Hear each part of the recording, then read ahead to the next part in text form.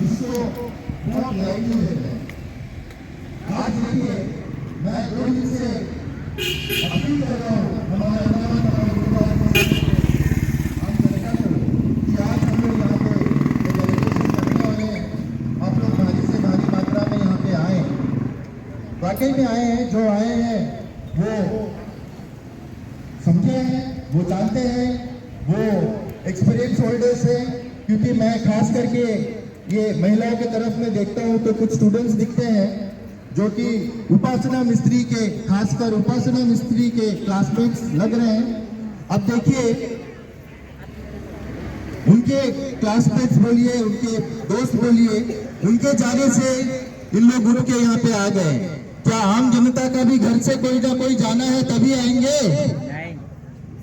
क्या उसी दिन के लिए वेट कर रहे हैं कि हम यहाँ पे मेहनत करते रहे, हम आवाज उठाते रहे, आप घर पे बैठ के आराम से फैन के नीचे, टीवी के नीचे बैठ के तमाशा देखेंगे? हम यहाँ पे कोई तमाशा नहीं कर रहे हैं। ये हर एक डिपार्टमेंटल ऑफिसर्स, हर एक शख्स यहाँ पे जो मौजूद है यूनिफॉर्म में या विदाउट यूनिफॉर्म में, ये सबका बात है, ये सबका बात है। क्योंकि एक न एक दिन अगर तबीयत खराब हुआ तो हमें इसी जगह जीवी पंत हॉस्पिटल के चौखट पे आना ही पड़ेगा और कोई चारा नहीं है। तो हम अगर इस बेड़ा को हाथ में ना ले तो आने वाले दिन में हम अपनों को खोते ही रहेंगे और बहुत ही दुख का मंजर होगा।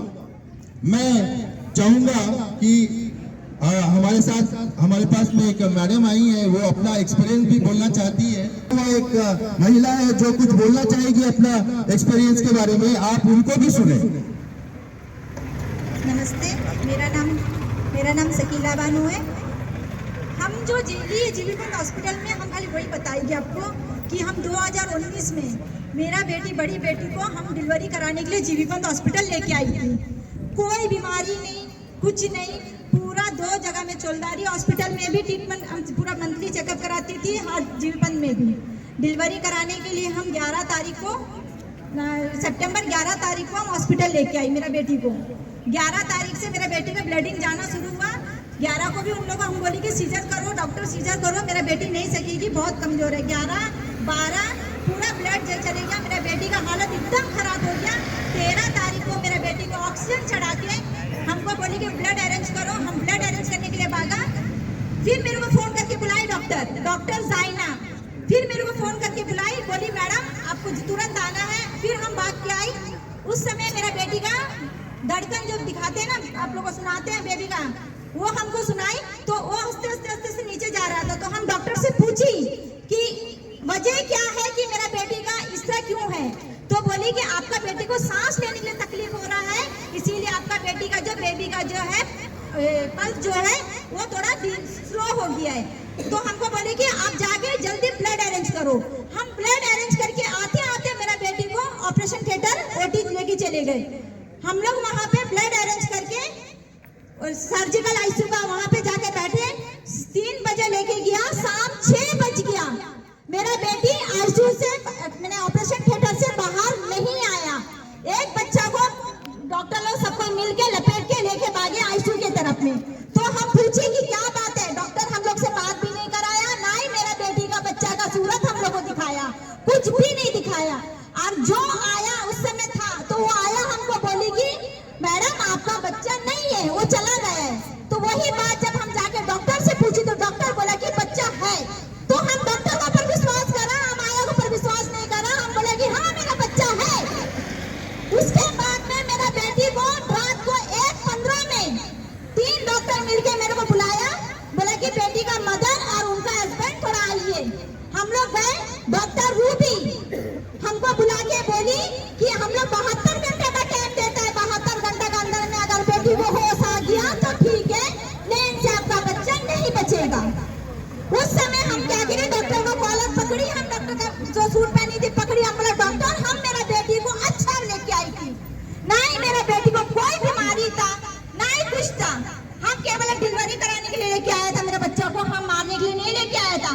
और बल्कि 12 तारीख रात को 12 बजे डॉक्टर का साथ में मेरा बहस हो गया था कि मेरा बेटी को ब्लड इतना जा रहा था। हम डॉक्टर से जाके बोली कि डॉक्टर आप सीजर करवाइए, मेरा बेटी नहीं संभल रहा है।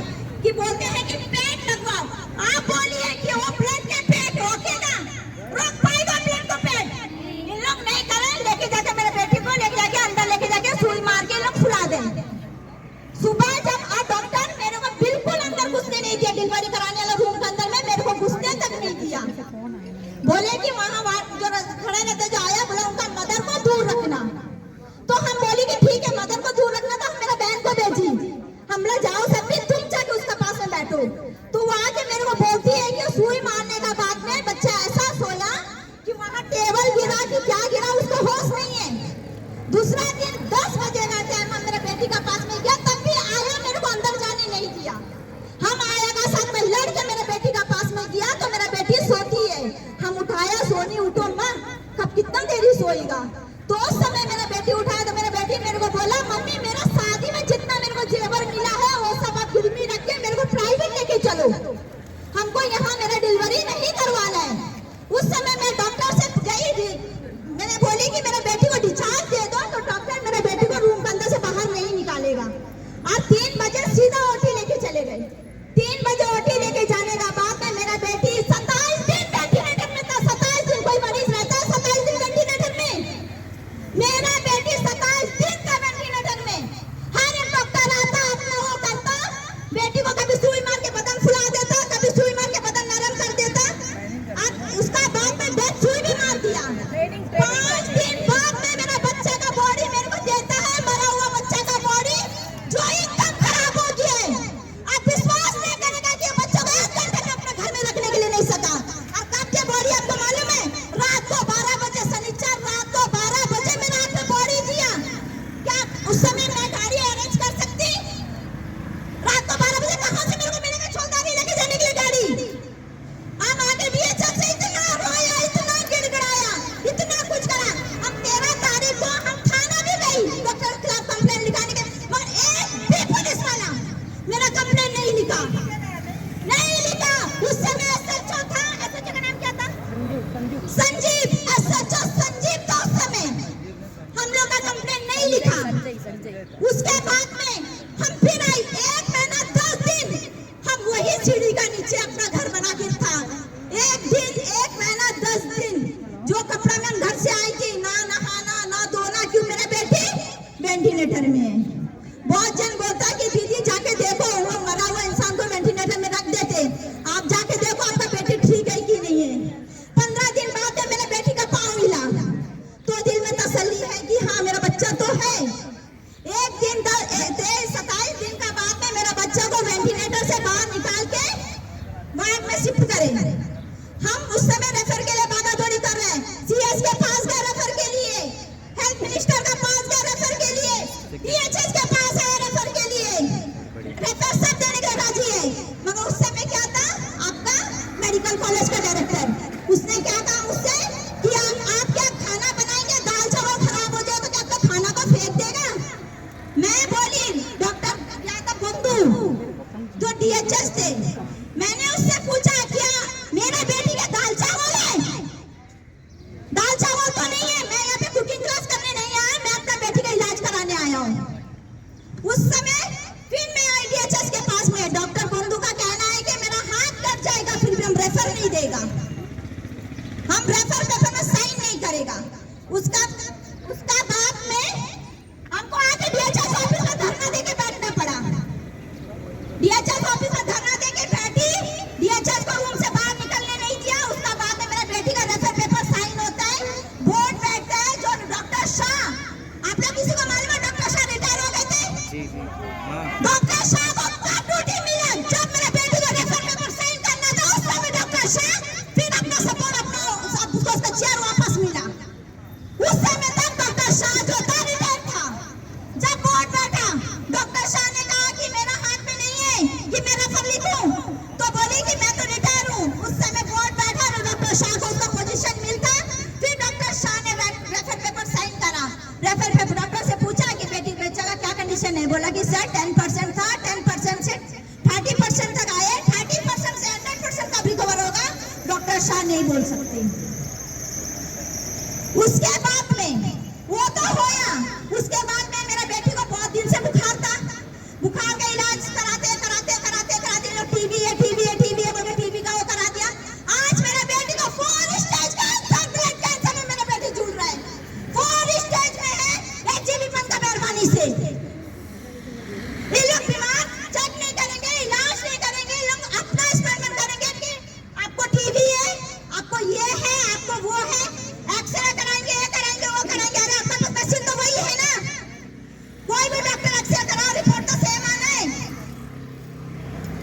इसके साथ ही मेरा साथ में जो किया है ये जीवन हॉस्पिटल, और बल्कि मेरा पूरा कंप्लेंट कर दिया पुलिस थाना में, और पूरा पुलिस गाड़ी भर के आ गया था मेरे को अरेस्ट करने के लिए। क्यों उस समय क्यों मेडिकल डिपार्टमेंट का बात, क्यों आम जनता का बात क्यों नहीं सुनता पुलिस वाला, क्यों नहीं सुनता पुलिस वाला? हम जब गई थी कंप्लेंट लिखाने, मेरा कंप्लेंट का तो कोई वो नहीं करा। जब पुलिस वाला, मैं अपना बेटी को मेले से ट्रीटमेंट करा के वापस जब आई रिपोर्ट दिखाने के डॉक्टर को, जो बेटी को मैं बेड में लेके गई वो बेटी को मैं चला के लेके आई। हाँ, जब हम लेके गए, मेले लेके गई, वहां से आने में रिपोर्ट दिखाने के लिए आया, डॉक्टर ने फोन करके थाने में बोला कि हम पुलिस डॉक्टर को मारने गया था। क्या उस समय नहीं मार सकता था जब मेरा बेटी 1 महीना 10 दिन हॉस्पिटल में था? क्या मैं तोड़फोड़ नहीं कर सकती थी? मारने पूरा पुलिस गाड़ी, 2 गाड़ी भर के पुलिस आया मेरे को मेडिकल से अरेस्ट करने के लिए।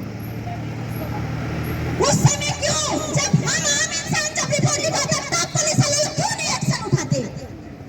इसके साथ ही मैं अपना बात बोलना होता है। फिर से दोहराना चाहता हूं कि DHS डायरेक्टर, अनिम्स डायरेक्टर और सेक्रेटरी हेल्थ, तीनों सज्जनों से मेरा निवेदन है कि वो हमारे समक्ष आए और इस एजिटेशन को मतलब एक कंप्लीट रूप देकर जो है हमारा जो भी मांगे हैं DHS को लेकर, जीबी पंत हॉस्पिटल को लेकर, इसके बारे में एक आश्वासन दे कि 22 तारीख से पहले आप कुछ सॉल्यूशन निकालेंगे या फिर हम ऐसे ही कंटिन्यूअस एजिटेशंस करते रहेंगे। कृपया इस बात पर अमल करें कि आपको आज कैसे भी यहाँ पे आना ही है, वरना आपके वजह से हम जनता कुछ सीरियस स्टेप्स ना ले ले। मैं रिक्वेस्ट करूंगा DHS director, ANIIMS director and secretary health हमारे समक्ष आए और हमारे जो मांगे हैं उस पर वो अमल करें और आश्वासन दे कि 22 तारीख से पहले इस मुद्दों के ऊपर में वो कुछ ठोस कदम उठाएंगे, वरना अंडमान के जनता जो है चुप नहीं बैठेगी। आज सिर्फ इतना जनसंख्या देख के उन लोग खुश ना हो, क्योंकि अभी ये चिंगारी है, आग अंदर लग रही है। हमारे पब्लिक के तरफ से जो भी इंफॉर्मेशन हमें आए हैं उसमें से कुछ पॉइंट वाइज हम आप सभी के समक्ष बोलना चाहेंगे, ताकि आपको भी क्लियर रहे कि हम किस मुद्दों के ऊपर यहाँ पे आए हैं या लड़ रहे हैं। जैसे कि आप सभी को मालूम है, यहाँ पे पहले अनिशी स्कीम का प्रावधान था जिसको बंद करके आयुष्मान भारत किया गया। दरअसल आयुष्मान भारत जो है अंडमान निकोबार द्वीप समूह के लोगों के लिए परिपूर्ण नहीं है, क्योंकि इसमें काफी सारे लिमिटेशंस है। ऐसे आप समझ सकते हैं कि आयुष्मान भारत जो है हमारे आइलैंड के 15 to 20% पॉपुलेशन को ही कवर करता है, बाकी को इसके स्कीम्स के अंदर में कवर नहीं करता है। अनिशी स्कीम में जो है 70 to 80% पॉपुलेशन को इस स्कीम में अवेल कराने में मदद करते थे। हम इन तीनों से ये गुजारिश करेंगे कि हमें इस बात का आश्वासन दे कि कोई भी इमरजेंसी केसेस, कोई भी कैजुअलिटी में जो फर्स्ट केस आता है उस पे इंटर्न्स